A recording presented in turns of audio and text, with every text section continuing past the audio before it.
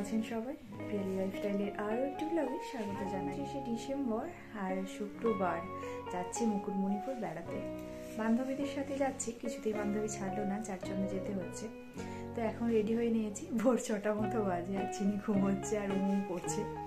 তো চিনিকে রেখে দিয়ে যাচ্ছি, একা একাই যাচ্ছি, একদম রেডি হয়ে গেছি, গাড়ি ছাড়বে। তো চলুন সেখানে যে কী মজা করি, কী করি সবটাই আপনাদের সাথে শেয়ার করবো। তো চলুন ফাইনালি বেরিয়ে পড়েছি। এখন ঘড়িতে ওই সকাল 6:30 মতো বাজে। একটু দেরি হয়ে গেল কারণ সবকিছু গুছিয়ে রেডি হয়ে বেরোতে একটু দেরি হয়ে গেল। 5:30 নাগাদ যাওয়ার কথা ছিল, কিন্তু ওই আর কি সবকিছু গুছিয়ে রেডি হতে তো একটু দেরি হয় না, তাই 6:30 বেজেই গেছে। আর এই যে আমাদের গ্রাম ছাড়া ওই রাঙামাটির পথ, গ্রাম ছেড়ে বেরিয়ে পড়েছি। আর দেখেছেন আজকে কতটা কুয়াশা দিয়েছে, পুরো চারিদিকটা দেখা যাচ্ছে না, একদম সাদা হয়ে রয়েছে। জানি না কত দেরি হবে কুয়াশাটা কাটতে আর কত তাড়াতাড়ি রোদ উঠবে, কিছুই বুঝতে পারছি না। কতটা বোঝাতে পারছি আমি জানি না। সামনের দিকে দেখালাম, পুরো সামনেটা সাদা হয়ে রয়েছে, চারিপাশটা পুরো অন্ধকার হয়ে রয়েছে। কখন যে রোদ উঠবে বলতে বলতে অনেকটা পথ চলে এসেছি। ওই গোয়ালতোড় ঢুকবো আর যাচ্ছি আমাদের এই এক বিশ্বস্ত বন্ধুর গাড়িতে। সবসময় এই বন্ধুর গাড়িতেই তো যাই, আপনারা তো জেনেই দেখেই থাকেন আমাকে। আর এই যে গোয়ালতোড়ে এখন চলে এসেছি। আর এইখানে আমার বন্ধু তেল নেওয়ার জন্য এসেছিল, তেল নিয়ে বেরিয়ে গেলাম। আর গোয়ালতোড় এলে না পুরাতন স্মৃতি অনেক মনের মধ্যে ভিড় করে আসে, কারণ গোয়ালতোড় কলেজে যখন পড়তাম প্রতিদিনই তো এখানে যাতায়াত ছিল। অনেক দিন হলো এই পথটা ছাড়া হয়ে গেছে, অনেক দিন আসা হয় না এই পথে। তো যাই হোক, মুকুটমণিপুর যাওয়া হচ্ছে বলে গোয়ালতোড়ের দিকে আসা হলো, যদিও কলেজের সামনে যাওয়া হলো না, কারণ এই বাইপাস দিয়ে বেরিয়ে যাচ্ছি। আর আমাদের এখান থেকে মুকুটমণিপুর বেশি দূর নয়, গাড়িতে ওই 2 ঘন্টা মতো লাগে। আর এই যে একটা নদী বেরোচ্ছি, দেখেছেন এখনো কুয়াশাটা কাটেনি, হালকা রোদ উঠছে, কিন্তু কুয়াশায় পুরো ঢেকে রেখেছে। আর এই তো আমরা কয়েকজন মিলেই যাচ্ছি, আমি, আমার বান্ধবী আর কাকিমা আর একটা ভাই, আর সাথে রয়েছে কাকু আর বর্তিকা আর বুবুন। আমরা এই কয়েকজন মিলেই যাচ্ছি। তো আমার যাওয়ার কথা ছিল না, কিন্তু বান্ধবী খুব জোরাজুরি করলো, যার জন্য যেতেই হচ্ছে। অনেকদিন আগে গিয়েছিলাম মুকুটমণিপুর, তাও আবার কয়েক বছর পরে যাচ্ছি। এই একটা সামনে কালী মন্দির রয়েছে মুকুটমণিপুর ঢোকার আগেটাই, আর এই কালী মন্দিরটায় দাঁড়ানো হয়েছিল একটু জল নেওয়ার জন্য, খাবার জল। তো তারপর এখানে আমাদের ওখানে গাড়ি পার্কিং এর জন্য মুকুটমণিপুরের যে ডেভেলপমেন্ট ফি দিতে হয়, তো সেখানেই এখানে মুকুটমণিপুর ডেভেলপমেন্ট অথরিটিকে 100 টাকা দেওয়া হলো, যাতে গাড়ি পার্কিং করতে দেওয়া হয়। তো তারপর আমরা একদম সোজা মুকুটমণিপুর ঢুকে গেছি, আপনারা তো বুঝতেই পারছেন। আর এদিকে রাস্তাটা অনেক উন্নত হয়ে গেছে। আমি যখন 10 বছর আগে এসেছিলাম একদমই কেমন যেন ছিল। আর এই যে ড্যামটা আমরা পেরিয়ে সোজা পেরিয়ে যাচ্ছি, কারণ সামনে যেখানে আগে ড্যামের সাইডে পিকনিক করতে দেওয়া হতো, এখন সেই পিকনিক করাটা বন্ধ রেখেছে। ওইখানটায় নো এন্ট্রির বোর্ড লাগানো রয়েছে। তো কোনো জায়গায় খালি না পেয়ে আবার ব্যাক করে চলে এলাম এখানে।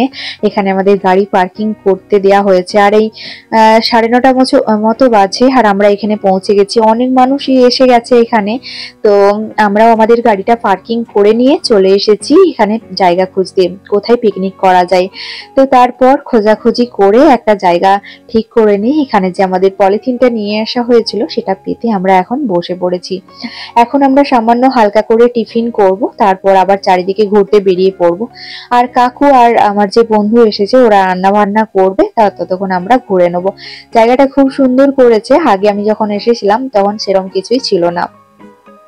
আর এদিকে বুবুন চলে গেছে আমাদেরকে টিফিন খাওয়ানোর জন্য কিছু কেনাকাটা করতে।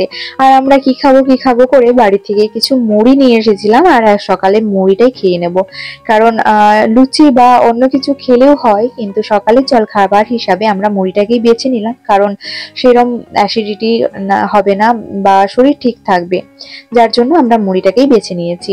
তো তারপর এখানে যে শৌচাগার ছিল, এখানে একটু ফ্রেশ হওয়ার জন্য হাত পা মুখ ধুতে চলে এসেছি আমি আর আমার বান্ধবী মিলে। তো এসে যখন পড়েছি কিছু তো রিলস বানিয়ে নেওয়া যায়, তো দুজনে মিলে এখন রিলস বানাতে শুরু করে দিয়েছি। আর ওইদিকে বর্তিকা রয়েছে কাকিমার কাছে। আর এদিকে দেখেছেন যত বেলা বাড়ছে তত গাড়ির সংখ্যাও বাড়ছে আর মানুষজনের সংখ্যাও বাড়ছে, প্রচুরই ভিড় হচ্ছে। আর এই জায়গাটাকে অনেকটা সুন্দর করে সাজানো গোছানো করা হয়েছে। তো চলুন এরপর টিফিনটা করে নিই। আর বুবুন আমাদের জন্য চপ নিয়ে এসেছিল, আর আমরা বাড়ি থেকে যে মুড়ি নিয়ে এসেছিলাম এগুলো নিয়ে আমরা এখন সবাই মিলে জলখাবারটা খেয়ে নিচ্ছি। তো তারপর একটু বেরু বেরু করতে যাব, আর তারপর কাকু আর আমার ওই বন্ধু মিলে রান্না বান্না করবে। তো খাওয়া দাওয়া কমপ্লিট করে নিয়েছি। আর সামনেই কিছু খেলার জিনিস এসেছিল, যে কি বলে এটাকে, ঘুরঘুরানি বা যাই হোক কিছু বলে, আমি ঠিক জানি না। তো এখানে বর্তিকা এটা কিনে নিয়েছে, বাতাস দিলে বেশ ঘুরছে।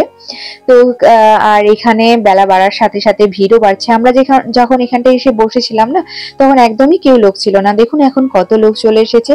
আর আমাদের খাওয়া দাওয়া কমপ্লিট হতেই কাকু এখানে রান্না বান্নাটা বসানোর কাজে লেগে পড়েছে।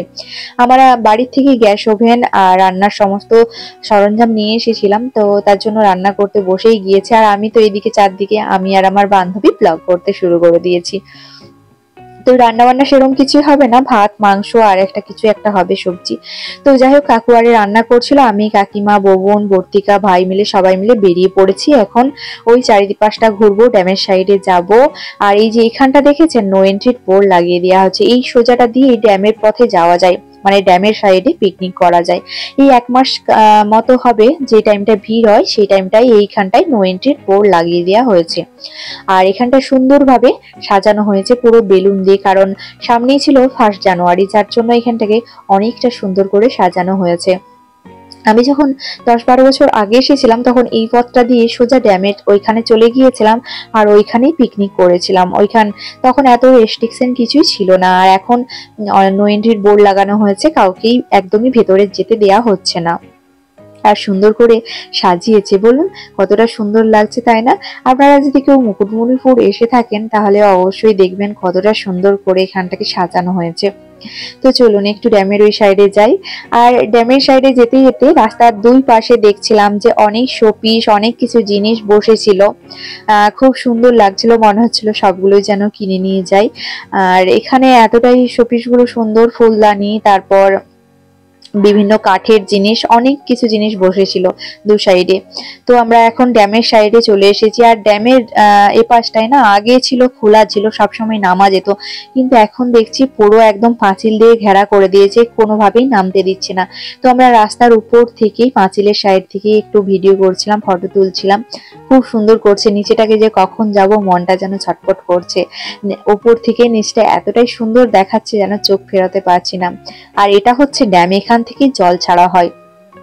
ড্যামের এখানে গেট লাগানো রয়েছে, আর যখন জল ছাড়া হয় তখন এই গেটগুলো তুলে দেওয়া হয়।